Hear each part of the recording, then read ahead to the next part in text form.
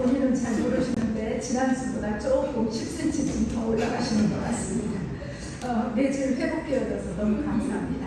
오늘 본문의 제목이 여호와의 종 눈의 아들 여호수아입니다.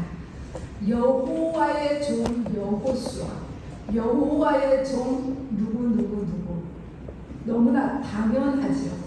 그런데 때로는 우리가 하나님 앞에 내 모습 이대로 나아가기가 너무 부끄러워서 감추고 싶을 때가 있습니다. 하지만 우리가 정말 두려워해야 될 것은 내가 감추려고 하는 죄와 허물이 아닌 하나님 앞에서 정직하지 못한, 진솔하지 못한 자신의 모습입니다. 악한 영들은, 어두운들은 우리 가운데에 나만이 알고 있는 은밀한 죄들, 허물들을 통해서 우리의 삶을 조금씩 흔들기도 하고 무너지게 만들게 됩니다. 죄와 허물은 주님으로부터 우리를 도망가도록, 멀리 나가도록 이제 조종하게 되어집니다. 이제 그럼에도 불구하고 우리는 죄와 허물을 따라가는 것이 아니라, 어둠을 따라가는 것이 아니라, 주님으로부터 도망가는 것이 아니라 죄와 허물에는 절대로 타협하지 않고 늘 주님 앞에 진심함으로 나아가야 됩니다. 주님 앞에 나올 때 참으로 연약하지요. 부끄럽지요. 그럼에도 불구하고 믿음의 고백을 가지고 우리는 주님 앞에 서야 합니다. 우리가 누구든지 내 힘으로 살아가는 것이 아니고 내 능력으로 살아가는 것이 아니라 연약함에도 불구하고 하나님의 긍휼하게 하심으로 인해서 우리는 은혜의 보좌 앞에 나올 수 있고 또 담대히 나가야 합니다. 오늘 본문의 말씀, 우리가 다 읽지는 않았지만 24장의 말씀이요, 여호수아의 마지막 당부이고 마지막 모습입니다. 여호수아가 이스라엘 백성들을 참 사랑했죠. 왜냐하면 그들과 오랜 세월 동고동락했습니다. 자식보다, 가족보다 더 사랑하는 이스라엘 백성들이었잖아요. 여호수아가 이스라엘 백성들을 향해서 하는 마지막 당부는 뭐냐 그러면요, 신앙 안에서 하나님 편에 설 것인가 세상 편에 설 것인가 머뭇거리지 말라는 것입니다. 신앙생활에 있어서 적당히는 없습니다. 회색지대는 없어요. 신앙생활은 온전히 주님 앞에 서야 됩니다. 여호수아가 이스라엘 백성들에게 당부하는 마지막 당부는 뭐냐 그러면, 하나님이 가장 싫어하시는 것이 뭔지 여러분들 아시죠? 우상을 섬기는 것입니다. 그 땅의 우상들 앞에 절하지 말고 그 땅의 우상들을 섬기면 너희들은 하나님의 저주와 멸시를 받게 된다고 말씀하고 있습니다. 그러면서 여호수아가 나는, 내 가족은 여호와 하나님만을 섬기겠다라는 신앙 고백을 들려주고 있습니다. 이 세 가지가 여호수아가 이스라엘 백성들에게 들려주는 말씀이고 부탁이고 당부여서 15절, 16절, 17절, 18절에 언급되고 있습니다. 그렇게 마지막 당부를 하고 있는 여호수아에게 있어서 이 땅에서의 할 일이 다 끝나게 되었고 하나님 앞에 부름받는 시간이 다가오게 되었습니다. 우리는 이 땅에서 사는 것이요, 나의 생명을 내가 다해서 수명에 따라서 산다고 생각하지만은 아니에요. 우리는 하나님 앞에서요 사명을 따라서 삽니다. 그래서 내가 이 땅에 내 생명이 남아있다는 것은 아직 감당해야 될 사명이 남아있는 거예요.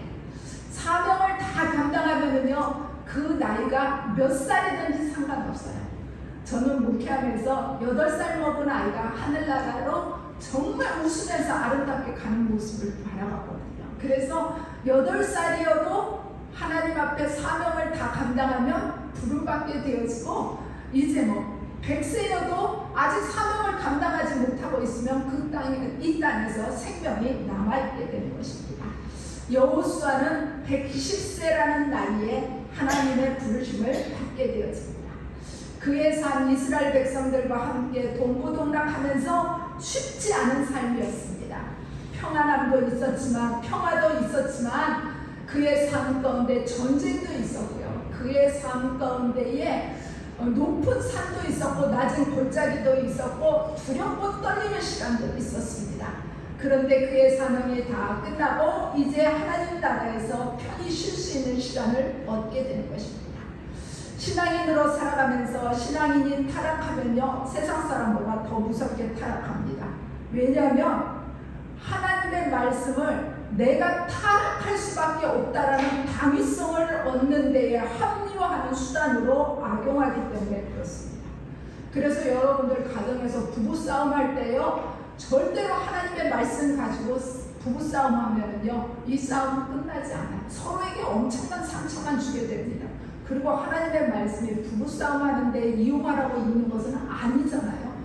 내가 타락하게 되어지면 내 죄악으로 내 허물로 타락하게 되어지는 것이지, 내가 타락할 수밖에 없는 이유가 하나님께 있다라고 이야기하게 되면 그거는 하나님 앞에서 얼마나 큰 악을 저지르는지 알 수 없게 되었습니다. 누구도 하나님 외에 하나님을 더 사랑하는 거, 그거 우상이라고 제가 끊임없이 말씀드리잖아요. 말씀을 따라 사는 것이 아니라 자기의 감정과 이익을 따라 살게 되어지면 그 삶은 반드시 타락하게 되어집니다. 우리가 살아가는 삶의 정경, 잣대, 그것은 하나님의 말씀입니다. 그러는데 그 정경과 잣대가 내가 기준이 되어져서 내 삶의 이성과 내 삶의 경험이 기준이 되어져서 잣대를 삼게 되어지면은요, 하루는 삶이 천국이고 하루는 삶이 지옥이게 되어집니다. 그래서 우리는 살면서 하나님의 말씀을 따라서 살아야 되고요, 평생 여호수아처럼 여호와의 종으로 사는 자들, 이게 하나님 안에서 엄청난 은총이고 축복입니다. 31절의 말씀 속에서 보게 되어지면은요, 죄의 종이 되지 말 것을 여호수아가 부탁하고 있습니다. 여호수아와 그의 장로들이 사는 날 동안에 이스라엘 백성들이 여호와 신앙을 잘 유지했습니다. 이 말은 달리 말하면 여호수아가 죽고 그 땅의 장로들이 죽은 다음에 그들은 하나님의 말씀을 따르지 않았다라는 이야기가 됩니다. 신앙적인 지도자의 존재가 참으로 중요한 것을 여호수아를 통해서 보여주게 되었고, 이제 여호수아와 장로들이 죽은 후에 이스라엘 백성들은 여호와 신앙에서 떠나게 되었고요, 우상을 섬기며 죄를 지었다라고 사사기 2장에서 말씀하고 있습니다. 여호와를 알지 못하며 여호와께서 이스라엘을 위해서 행하신 일을 알지 못하였더라. 그래서 하나님을 잃어버리고 신앙이 연속성이 없고 자녀들에게 신앙이 대물림되지 않았을 때에 그들은 너무나 자연스럽게 죄 가운데로 빠지게 되었습니다. 그래서 좋은 지도자들을 만나서 신앙생활하는 거 너무 귀하지만은요, 지도자와 상관없이 홀로 서게 되는 신앙생활, 나와 하나님과의 인격적인 만남이 있어서 장로님의 하나님, 목사님의 하나님, 남편의 하나님, 아내의 하나님, 누구의 하나님이 아니라 나의 하나님, 내 하나님을 우리가 모시고 산다. 이것을 우리가 나와 하나님과의 만난 경험을 인격적인 만남이라고 이야기하게 되어지는데, 이 인격적인 만남이 있을 때에 우리의 신앙이 흔들리지 않게 되어지고 우리의 신앙이 유지하게 되어지는 것이 중요합니다. 우리가 젊은 시절뿐만 아니라 나이가 들었을 때도 우리의 신앙은 변함없이 한결같이 유지되어져야 합니다. 언제까지요? 하나님 나라에 넉넉히 들어가는 그 시간까지. 그래서 사람이나 상황이나 형편을 초월해서 변함없이 우리의 믿음을 잘 지켜야 합니다. 신앙생활은요, 단거리가 아니에요. 장거리입니다. 마라톤입니다. 42.19km를 끝까지 달려야 합니다.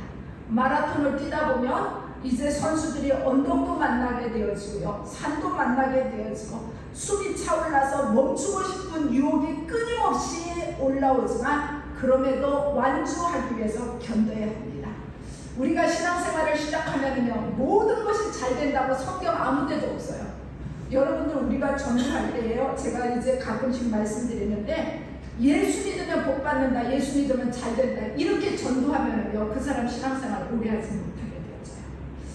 신앙생활은 우리가 하나님과 나 사이의 구원의 문제이고요, 우리가 구원의 길을 가면서 성도들도 세상 사람들이 만나는 높은 산도 만나게 되고 낮은 골짜기도 만나게 되어져요. 세상 사람들과 다른 것은 뭐냐 그러면, 세상 사람들은 높은 산이나 낮은 골짜기를 만나면 아유 죽었구나, 낙심하고 절망하고 두려워하게 되어지지만, 성도들은 높은 산이나 낮은 골짜기를 만나면 고통 가운데 하나님의 하신 말씀이 있구나, 이 고통 가운데에 내가 혼자가 아니라 하나님께서 나를 도우시려고 지금 앞서 행하고 계시는구나, 나는 그 하나님의 뒤를 따라가면 되겠구나라고 우리는 겸손하게 무릎 꿇게 되어지고, 어떤 어려움이라도 이겨나갈 수 있는 힘이 성도들에게 있는 것이지, 예수 믿으면 모든 것이 잘 된다라고, 모든 것이 형통한다고, 부자가 된다고 이렇게 믿는 신앙은요, 기복신앙이에요. 우리의 기복신앙은요, 이제 바뀌어져서 기복신앙에 머물러 있는 것이 아니라 방향을 전환해서 내 삶이 어떠한 환경이 되어지든지 나는 주님 앞에 믿음 버릴 수 없고, 주님은 내 편이시고 주님은 나의 울타리가 되어주신다는 고백을 가지고 끝까지 나아가야 합니다. 디모데후서 4장 7절 8절에서 바울이요, 나의 선한 싸움을 싸우고 나의 달려갈 길을 마치고 믿음을 지켰으니 이제부로는 나를 위하여 의의 면류관이 예비되었으므로라고 고백하고 있습니다. 믿음의 사람으로 알려졌던 에이브라함 링컨, 그에게 정치적으로 대적자가 있었습니다. 에드웨어 스탠턴이라는 사람인데요, 이 사람은 자주자주 링컨의 외모를 두고 인신공격을 했습니다. 이렇게 이야기했어요. 우리가 고릴라를 보기 위해서 아프리카에 갈 필요가 없다, 스프링필드에 가면 오리지널 고릴라를 볼 수 있다라고 링컨을 조롱했습니다. 참 듣기 민망하고 거북한 막말입니다. 그럼에도 불구하고 이 링컨이 미국의 대통령이 되어졌을 때에 이 스탠턴을 국방부 장관으로 임명하게 됩니다. 이제 스탠턴은 적도 아니고 나에게는 적이 없어졌고 그는 나를 돕는 자가 되어졌다고 이야기합니다. 이 모습이 그리스도인들로서 참 모습이고 말과 행동이 하나 되는 모습입니다. 상대방이 나에게 어떻게 했던지 그거와 상관없이 그에게 사랑으로 대하고 그에게 말하는 것이 올바른 태도입니다. 이것이 원수를 어떻게 대해야 되는지 예수님이 우리에게 가르쳐 주신 방법이기도 합니다. 예수님이 원하시는 신앙 공동체를 이루기 위해서는요, 내가 가지고 있는 나만의 옛 모습을 버리게 되었고 예수님의 마음을 품고 주님이라면 어떻게 하실까를 물으면서 변화된 성품으로 살아가기로 애쓰는 자가 되어질 때에 아름다운 신앙 공동체를 이룰 수 있게 됩니다. 이제 우리가 그동안 신앙의 훈련도 받고 직분도 받게 되어지고 하나님의 말씀도 묵상하게 되어지고 이렇게 하면서 나는 조금 더 변화되지 않고 훈련받은 건 훈련받은 것이고 직분은 직분이고 말씀은 말씀이고 그러면서 내가 살고 싶은 대로 행동하고 산다. 그러면 이거는 사단이 좋아하는 모습이지 않겠습니까? 말과 행실을 보면 그 사람이 지금 무엇을 생각하고 있는지 무엇을 바라보는지 그 안에 무엇이 존재하고 있는지를 우리가 알 수 있어요. 예수 믿는 주의 자녀로 살아간다는 것은 그 주님의 사랑이 그 안에 담겨져 있고 그 주님의 화평이 그 안에 담겨져 있고 그 오랜 참음이 그 안에 담겨져 있고 자비와 양성과 충성과 절제의 성령의 열매들이 그 안에 품게 되어져서 누구를 만나든지 예수의 향기가 예수의 빛이 나는 사람이 하나님의 사람이지 않겠습니까? 우리가 이 땅에서 살아가면서 어릴 때와 젊었을 때와 중년의 때와 노년의 때에 찾아오는 시험들이 각각 다르게 되었습니다. 이 시험은요, 누구도 피해갈 수 없어요. 예수님에게도 시험은 있었습니다. 예수님이 가장 충만하실 때에 40일의 금식 기도가 끝나게 되어질 때에 성령께서 먼저 찾아온 것이 아니라 사단이 먼저 찾아와서 물질로, 명예로, 영적인 것으로 다양하게 계속적으로 시험하게 되었습니다. 첫 번째는 돌들로 떡덩이가 되게 하라. 하나님의 아들이거든 이곳에서 뛰어내리라. 내게 경배하면 내가 모든 것을 주겠다라고 이제 예수님을 흔들게 됩니다. 그때 예수님은 그 사단의 유혹에, 사단의 시험에 하나님의 말씀을 가지고 물리치게 됩니다. 우리가 하나님의 자녀로서 전신갑주를 입고 살아가야 된다라고 말씀드렸죠. 우리가 전신갑주를 입게 되어질 때 모든 것들이 우리가 방어하는 무기입니다. 갑옷도 그렇고 투구도 그렇고 이제 방패도 그렇고. 그런데 우리가 하나님의 자녀로서 전신갑주를 입고 공격할 수 있는 무기가 하나 있어요. 그게 뭐냐면 검이에요. 이 검이 곧 하나님의 말씀이라고 우리에게 들려주고 있거든요. 하나님의 말씀이 없으면요 우리의 신앙은 늘 넘어져요. 늘 터진다니까요. 늘 무릎이 끼워질 수밖에 없어요. 하나님의 말씀을 가진 자만이 어떠한 유혹이나 어떠한 시험에서도 승리할 수 있어요. 그래서 여러분들 신앙의 연수가 몇 년이다, 나 평생 예수 믿었다, 이걸 자랑하는 것이 아니라 할 수만 있으면 나 성경 100번 읽었다, 1000번 읽었다, 이거를 자랑할 수 있을 만큼 하나님의 말씀이 내 안에 가득 차게 되어지면 내 삶이 요동하게 되어질 때 하나님의 말씀이 나를 넘어지지 않도록 딱 붙들게 됩니다. 신앙에 있어서 왕도는 없어요. 신앙에 있어서 과정은 누구나 다 똑같아요. 하나님 말씀입니다. 말씀을 붙들어야 되기 때문에 여러분들 매일매일 말씀을 한 장씩이라도 꼭 읽으셔야 됩니다. 한 장은요 정말 최소한에 근근히 연명할 만큼이 한 장이고요, 최소한 하루에 석 장에서 5장은 읽어야지 1년에 성경 한 번 읽을 수 있어요. 여러분들 그래도 내가 예수 믿는 사람인데 1년에 성경 한 번은 읽어야 되지 않겠습니까? 최소한이라고 생각해요. 하나님의 말씀이 여러분들 읽을 때에 이해되지 않을 수 있어요. 재미없을 수 있어요. 그럼에도 불구하고 하나님의 말씀을 여러분들 내가 하루에 석 장, 하루에 5장 작정하고 소리내서 읽으시기 바랍니다. 여러분들의 결심이 요동하지만 않는다 그러면 1년이 지난 다음에 여러분들의 신앙은 쑥 자라있게 되어질 것이고, 올해 내가 성경을 읽고 만난 주님과 내년에 읽고 만난 주님은 정말 다르고요. 그 사랑의 크기와 넓이를 측량할 수 없게 되어집니다. 예수님이 사단의 시험을요 말씀으로 물리쳤습니다. 우리가 이 땅에서 살아가면서 왜 말씀을 붙들어야 되냐 그러면 말씀이 있어야지 무엇이 우상인지 우상이 아닌지를 분별할 수 있어요. 말씀이 없으면은요 내가 예수님인 줄 알고 따라갔는데 어느 날 보니까 예수님은 아니고 그게 우상이라는 것을 그때서야 알게 되거든요. 그런데 말씀이 딱 있으면은요 아 이거는 하나님이 기뻐하시지 않는 일이구나, 이걸 내가 하나님보다 더 사랑하고 있구나, 내가 이걸 우상을 만들고 있구나, 내가 이것 때문에 힘들어하는구나. 우리가 주님 때문에 힘들어하고 안타까워하는 것은 주님이 우리의 마음을 아시지만 우리가 우상 때문에 힘들어하고 안타까워하는 것은 얼마나 무익한 일이라는 것을 너무나 잘 알게 되어지잖아요. 이제 우리의 신앙의 잣대가 있어요. 어떤 사람은 이제 주님에게서 멀리 떠나게 되어지고 기도하지 않고 뭐 주일 성수하지 않고 뭐 이렇게 되어지면은요 이제 나타나는 잣대들이 있게 되어집니다. 건강이 조금씩 흔들리는 사람도 있게 되어지고요.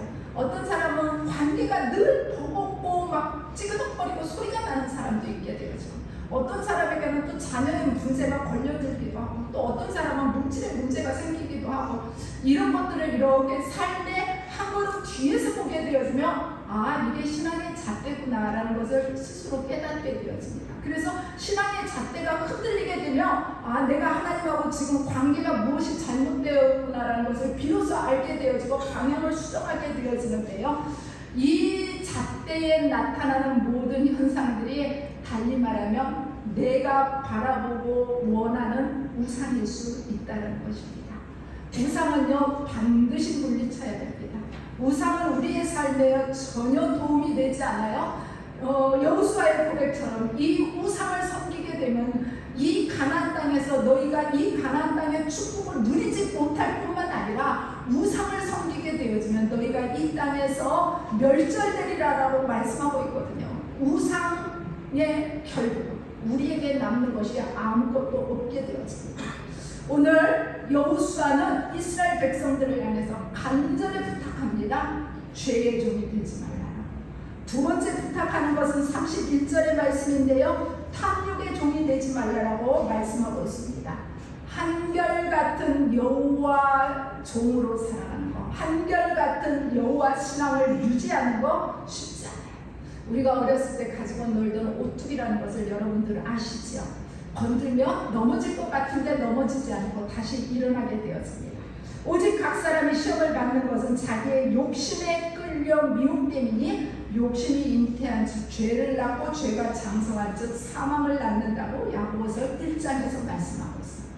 욕심, 탐욕 이것으로 인해서 시험을 받게 되어지고 죄를 짓게 되어지고 하나님을 떠나는 경우가 있습니다. 한 사람이 두 주인을 섬기지 못할 것이니 혹 이를 미워하고 저를 사랑하나 혹 이를 중히 여기고 저를 경히 여김이라 너희가 하나님과 재물을 겸하여 섬기지 못하느니라라고 말씀하고 있거든요. 탐욕으로 인해서 하나님을 못 보는 경우, 하나님이 안 보이는 경우가 많습니다. 탐욕으로 인해서 모든 것을 다 얻은 것으로 생각이 들지만 결국은 탐욕으로 인해서 모든 것들을 잃어버리게 되었습니다. 우리가 어떠한 경우라도 오뚜기처럼 우리의 신앙은요 일어서야 하거든요. 일어서려면 내 안에 있는 탐욕을 십자가 밑에 내려놓고 성령의 사랑, 주님 말씀하옵소서 주의 종이 듣겠나이다 하는 겸손한 마음으로 무릎 꿇게 되어질 때에 하나님의 뜻을 우리가 분별하며 나아갈 수 있게 됩니다. 우리가 사는 이 시대 가운데에 세상의 사람들은 교회를 욕하기도 하고 비난하기도 하는데요. 왜 그들이 욕하고 비난하게 되어지냐면 그들 안에 있는 탐욕 때문에 그래요. 이제 내가 원하는 탐욕대로 이루어지지 않고 내 탐욕을 누군가 방해하게 되어졌을 때 그들이 비난하게 되는 거거든요. 그래서 이 탐욕이 가득하게 되어지면 그곳에는 화평이라는 것이 없게 되어지고 이 탐욕이 있는 곳에는요 만족이 없어요. 늘 부족하게 되어집니다. 그래서 이제 그것들이 우상이 되고 다툼이 있게 되어집니다. 우리는 이 땅에서 탐욕의 노예로 살아가는 것이 아니라 하나님이 주신 것이 적든지 많든지 다른 사람하고 비교하지 않고 감사하면서 내가 가진 것을 나누고 섬기는 자, 이제 탐욕의 종이 되지 않고 탐욕을 다스릴 수 있는 여호수아와 같은 성도들이 되기를 축원합니다. 세 번째로 29절 30절의 말씀 속에서 보면 이제 우리는 누구의 종이 되어져야 되냐 그러면 여호와의 종이 되어져야 됩니다. 여호수아 1장에서는 여호와의 종 모세라 하였고 여호와의 종 여호수아라고 24장에서는 부르고 있습니다. 여호수아가 모세의 충실한 후계자였습니다. 시종이었습니다. 그런데 지금 그 여호수아가 24장에 와서 모세의 종이 아니라 사람의 종이 아니라 여호와의 종으로 그의 삶이 끝나고 있는 것을 봅니다. 110세 적지 않은 나이에요. 요셉도 110세까지 살았거든요. 모세보다는 적죠. 모세는 120세까지 살았어요. 이제 그 조상들은 나그네로서 살고 이제 무덤이 필요로 할 때에 그 가나안의 원주민들에게 이제 값을 치르고 무덤을 사게 되어집니다. 무덤 자리를 사게 되어서요. 아브라함이 그의 아내 사라가 죽었을 때에 핵족 속에서 막벨라 굴을 사들이게 되어지고 그곳에 아내를 장사하게 되어지고 나중에 그도 그곳에서 이제 장사하게 되었습니다. 그런데 오늘 본문에서 여호수아는요 자신이 정복한 땅의 기업인 딥나세라에 장사되게 됩니다. 처음부터 끝까지 하나님의 종으로만 살았던 여호수아가 얼마나 귀하고 우리에게 본이 되었는지 그가 가질 수 있는 욕심과 탐욕과 교만 완전히 버리고 여호와의 종으로 그가 하나님 앞에 서게 된 것입니다. 여호와의 종으로 살아가는 사람들, 영원히 여호와를 위해서 사는 자들, 이제 영원하지 않은 탐욕과 시험과 우상은 미련 없이 버려야 되지 않겠습니까? 우리는 영원한 것을 위해서 사는 자들이고요. 영원한 것을 바라보는 자에게 하나님께서 최고의 상급을 주시는데 그 최고의 상급이 무엇이냐면 여호와의 종이라는 이름입니다. 여호와의 종 누구 최고의 성공이고 영광이고 축복이고요. 그야말로 명문 가문을 이루는 것입니다. 인디언들은 사냥하거나 이동할 때요 계속 열심히 뛰기도 하고 이제 움직이다가 갑자기 길을 멈춰서도 가만히 서 있는다 합니다. 왜냐하면 너무 빨리 가서 자기의 영혼이 따라오지 못할까봐 그 길을 보며 영혼을 기다리는 것이라 합니다. 우리가 보면서 웃기도 하고 뭐 이런 일이 이렇게 생각할 수 있는데요. 우리가 하루하루 어떻게 지나가는지도 모르고 오늘이 무슨 요일인지도 모르고 생각나지 않을 때가 있습니다. 바빠서일 수도 있게 되어지고 무엇인가 집중해서 신경을 내려놓고 살 때도 있습니다. 이렇게 하루하루를 살다 보면 정말 내 자신이 무엇을 위해서 사는지 내 자신이 빠진 것 같기도 하고 숨가쁘게 살아오는 일상 속에서 내가 제대로 가고 있는지 삶의 방향을 한 번씩 점검해보는 내 영혼을 인디언들처럼 잠깐 기다려보는 것은 어떨까요? 열심히 달리는 것 좋습니다. 하지만 내가 지금 어떻게 살고 있는지 무엇을 위해서 살고 있는지를 아는 것도 좋지 않을까요? 의미도 모르고 달리는 것보다는 한 번씩 쉬어가면서 나의 영혼을 기다리면서 지금 나의 삶의 방향과 목적을 점검하는 것이 필요합니다. 그래서 주일이 있는 것 아닐까요? 우리의 삶의 여정 가운데에 주님 앞에 나와 예배하면서 내가 말씀대로 잘 살고 있는가, 내 느슨해진 기도의 생활은 어떻게 다시 추스러워야 될까, 내가 무엇을 위해서 기도할까, 내가 무엇 때문에 마음 아파할까, 무엇 때문에 기도의 제목은 무엇일까를 우리가 한 번씩 점검해 봐야 되지 않을까 싶습니다. 벌써 9월의 첫 번째 주일입니다. 누구든지 인생의 마지막 시간은 있습니다. 이 마지막 시간 누구도 피할 수 없어요. 여호수아는 그 마지막 시간이 110세였습니다. 사명이 끝났어요. 사명이 끝나고 부름받게 되어지면 최고의 성공한 인생을 산 사람입니다. 성경은 여호수아를 이렇게 평가합니다. 여호와의 종 눈의 아들 여호수아. 사랑하는 여러분, 우리가 힘든 세상에서 수고하면서 가정생활, 학교생활, 직장생활, 사업 감당해 가게 됩니다. 우리가 하나님 앞에 섰을 때에 내게 남는 것이 회개할 것이 남는 것이 아니라 여호수아처럼 여호와의 종이라는 칭호가 우리 모두에게 남기를 주님의 이름으로 축원합니다. 기도하겠습니다.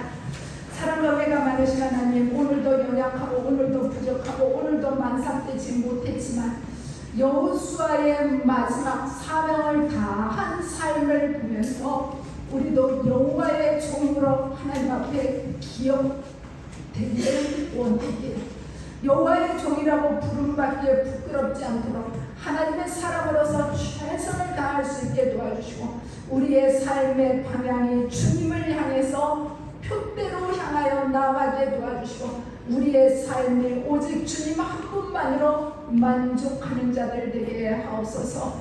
예수님의 이름으로 기도드려옵나이다. 아멘. 우리 다 같이 일어나셔서 찬송가 304